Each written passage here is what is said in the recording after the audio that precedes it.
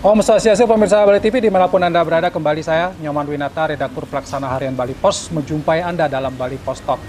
Kali ini saya diberikan kesempatan istimewa kembali mewawancarai Bupati Tabanan, Bapak Dr.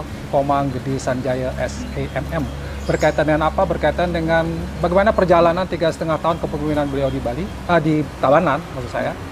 Kita akan melihat evaluasinya, kemudian hasilnya, apa-apa yang sudah dicapai dan apa yang sudah dirasakan oleh masyarakat Tabanan. Kita sapa dulu Pak Bupati kita. Om Swastiastu. Om Swastiastu, Pak Nyoman, maupun pemirsa Bali TV yang sangat saya hormati. Gimana kabarnya? Sehat ya? Baik, sehat-sehat. Astungkara, Rahayu. Ya. Program Bunga Desa masih terjalan ya? Masih lancar, terus. Satu-satunya Bupati. Udah banyak waiting list ini. Bupati yang berkantor ya, Bunga Desa, Bupati ngantor di desa. Baik, Pak Bupati, kita bicara tentang perjalanan 3,5 tahun memimpin Tabanan. Dengan visi Tabanan era baru yang aman, unggul, madani. Dan madani. Gimana nih 3,5 tahunnya Pak Bupati? Bisa diceritakan? Baik, terima kasih Pak Nyoman, pemirsa Bali TV yang sangat berbahagia. Saya Bupati Tabanan, Komang Gede Sanjaya, di dalam rangka diberikan amanah, mandat oleh masyarakat Tabanan menjadi bupati. Selama ini sudah tidak terasa waktu berjalan, sudah 3,5 tahun. Ini kita tidak penuh menjalankan roda pemerintahan 5 tahun karena ada pemilu serentak. Jadi jabatan kita, para bupati ini dipotong 1,5 tahun, tapi tidak apa, karena memang ini sebuah regulasi, memang sebuah aturan pusat yang memang harus kita laksanakan, tapi tidak masalah. Tapi selama 3,5 tahun ini kita bersama menjalankan visi misi Tabanan era baru ini dengan visi misi Nangun Satkerteh Loko Bali melalui pola pembangunan semesta berencana menuju Tabanan era baru yang aman, unggul, dan madani. Nah, di dalam Nangun Satkerteh Loko Bali itu kan sebuah konten kearifan lokal. Itu budaya yang hanya dimiliki oleh masyarakat Bali. Visi misi di luar Bali belum tentu melaksanakan ini. Karena ini roh daripada visi misi apa yang kita mau jalankan di Bali ini. Karena kita ini Bali yang notabene adalah mayoritas orang Hindu, suku Bali ini harus menjalankan ajaran-ajaran kearifan lokal budaya masa lalu. Salah satu Nangun Satkerteh Loko Bali. Bagaimana menjaga keseimbangan, keharmonisan jagat Bali ini, baik secara skala lan skala apanya, keramonya manusianya, yang kedua adalah budayanya, yang ketiga adalah alam lingkungannya. Jadi ada 3 aspek yang perlu dijaga. Ada Dano Kerteh, Jano Kerteh, Atmo Kerteh, Wano Kerteh, Segaro Kerteh, dan Buano Kerteh. Ada 6. Nah, ini yang perlu dijaga. Semua sudah kita lakukan di pemerintahan Kabupaten Tabanan, bahkan di Bali. Nah, konten yang berikutnya adalah pola pembangunan semesta berencana. Ini ada 5 program yang wajib bagi kita lakukan selama 3,5 tahun ini. Yang pertama adalah pangan sandang papannya. Kita ukur apakah sandang pangan papan di Tabanan ini sudah bisa kita lakukan dengan baik sehingga nanti masyarakat menjadi aman, unggul, dan madani. Yang kedua, cek dulu pendidikan kesehatannya. Cek dulu apakah sudah aman, sudah unggul, sudah madani. Madani artinya sejahtera. Yang ketiga, jaminan sosial tenaga kerjanya. Bagaimana indikator masyarakat Tabanan, apakah sudah aman, unggul, dan madani. Yang keempat, pelestarian adat, agama, dan seni budaya. Yang kelima, pariwisata dan infrastruktur dalam 5 bidang ini. Kita cek dulu 5 bidang ini apa indikatornya sehingga menjadi masyarakat yang aman, unggul, dan madani. Nah, Stungkare, di dalam perjalanan 3,5 tahun ini, ketika tahun pertama kita membangun infrastruktur, hampir semua infrastruktur kita udah bangun di jalan. Tinggal lagi di Tabanan, tinggal lagi dikit. Memang sih tidak bisa menuntaskan semuanya, karena terbatas anggaran, terbatas waktu, terbatas regulasi.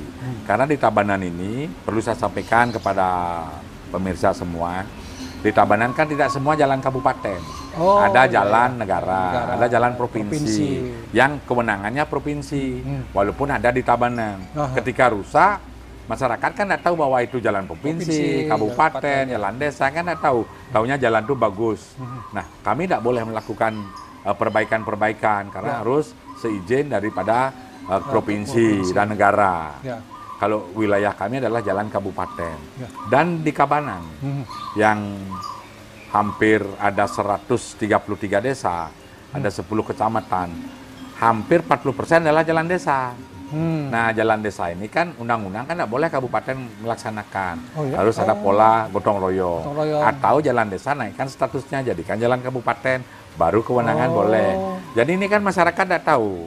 Nah, ini juga hambatan-hambatan yang kita lakukan. Tapi Astungkara berkat kerjasama dengan Bapak Perbekel, tokoh-tokoh desa, jalan usaha tani dengan Subak segala macam, kita polakan. Akhirnya dengan jalan desa, jalan apa itu kita BKK-kan boleh, bantuan khusus kabupaten. Atau dengan jalan partisipatif. Kita punya program Sida Aum namanya.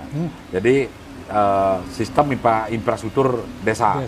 Caranya apa? Kita memberikan materialnya, pasir, batu, koral. Jadi Sabtu Minggu masyarakat yang membeton jalannya atau mempaping jalannya. Ini yang keren di Tabanan, partisipatif. Ini yang sangat diminati. Astungkara. Sekarang infrastruktur di Kabupaten Tabanan udah hampir mencapai 96%. Tinggal 4%. Astungkara dalam tahun 2024 sampai 2025 akhir masa jabatan ini hampir semua bisa kita lakukan. Dan itu menjadi salah satu hal yang cukup luar biasa. Kalau dulu kan ada joke ya, kalau lewat jalan, duduk bangun, itu udah Tabanan gitu ya. Tapi sekarang sudah jauh ya, sudah nyenyak gitu. Tidurnya jalan, sudah mulus gitu ya semua. Nyenyak sekali, itu udah ada perubahan. Udah lewat Tabanan ini ya. Gitu. Karena sudah halus, luar biasa Bupati. Ya. Tapi kalau saya juga kabar terakhir, bukan kabar ya, saya membaca Tabanan termasuk 10 besar kabupaten dengan SDM terbaik seluruh Indonesia loh. Betul. Ini luar biasa. Mengalahkan kabupaten di Bali lah katakanlah ada pendapatan yang PAD tinggi, Tabanan kan mungkin. Tapi luar biasa. Gimana ceritanya Pak Bupati kalau bisa mewujudkan itu? Ya, baik, terima kasih. Jadi urusan reward, penilaian, penghargaan, kita kan tidak dalam tatanan kompetisi dengan kabupaten lain. Tidak ada pertandingan dengan kabupaten lain. Betul. Ini murni reward dari pusat.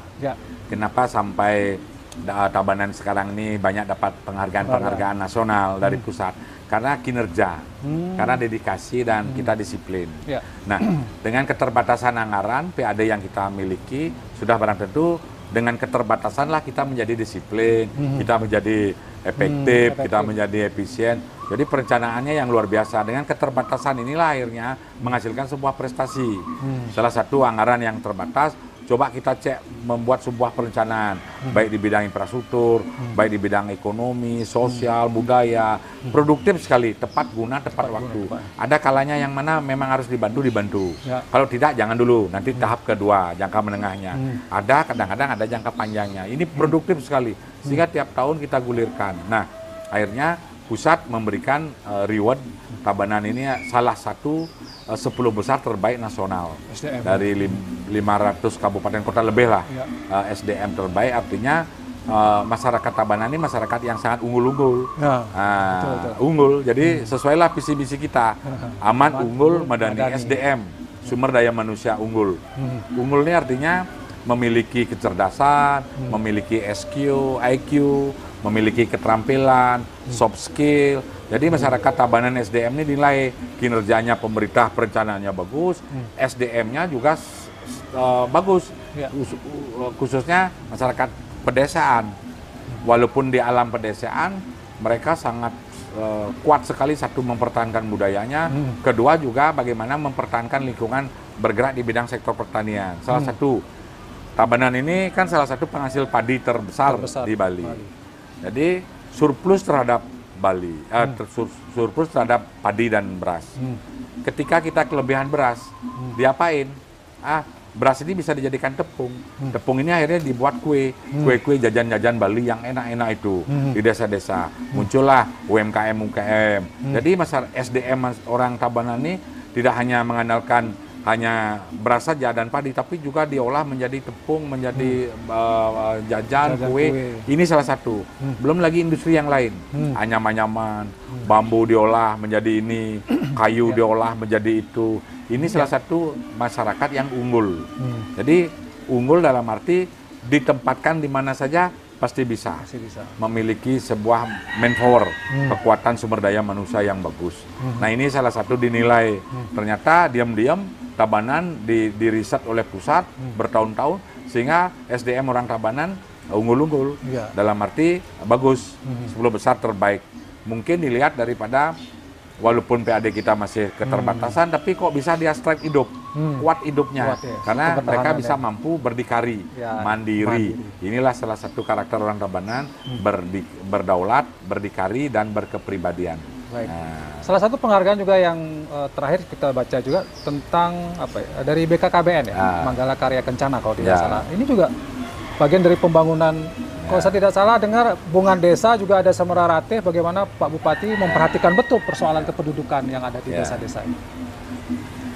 Baik, pemirsa yang sangat yang hormati, khususnya pemirsa Bali TV, ternyata saya memiliki sebuah program, baru dilantik, sudah memiliki sebuah program namanya Bungan Desa ini, Bupati ngantor di desa. Ternyata ngepek kemana-mana, ngepeknya kemana-mana. Jadi kalau cerita stunting dulu nih, stunting, kenapa terbaik Tabanan stuntingnya sekarang 6,2%, padahal nasional harus 18%. Kalau Bali kurang lebih 10%, Bali kan udah 8,2%, tapi terbaik juga secara nasional Provinsi Bali.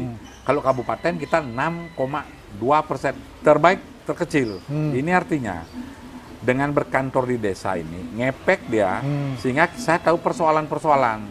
Karena kalau bicara stunting, masyarakat katakanlah cebol, kurang gizi, ada kemiskinan ekstrim, apapun persoalan di desa, dengan saya berkantor di desa, semua masalah kita lihat. Maka dari itu, untuk mencegah semua persoalan di hulu, bukan setelah stunting baru kita kasih makan gratis, kasih susu, kasih ini. Orang kan tetap stunting. Kalau ini kan orang baru mau kawin, catin, sudah diberikan edukasi tentang bagaimana nanti mengarungi dunia bahtera perkawinan, bagaimana orang hamil, bagaimana melahirkan, sehingga tidak melahirkan anak yang stunting. Ini yang keren sekali ini.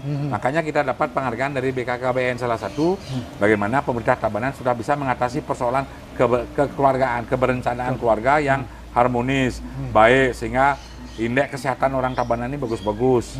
Nah ini karena kita bekerja di hulu. Belum lagi yang lain-lainnya. Kemarin kan saya kebetulan mendapatkan juga satu-satunya di Indonesia, salah satu kabupaten yang mendapatkan penghargaan dari BKKBN, Manggala Karya Kencana ini. Salah satu karena dilihat dedikasi kita, konsisten, komitmen, bagaimana mesejahterakan masyarakat. Nah memang di dalam visi misi kami bukan penghargaan yang kami cari, sebenarnya itu bagaimana menciptakan masyarakat yang aman, unggul, madani, sejahtera. Itulah tugas kita di Kabupaten Tabanan dengan keterbatasan, tapi kita bisa melaksanakan apa yang menjadi tanggung jawab kita sebagai Bupati. Baik.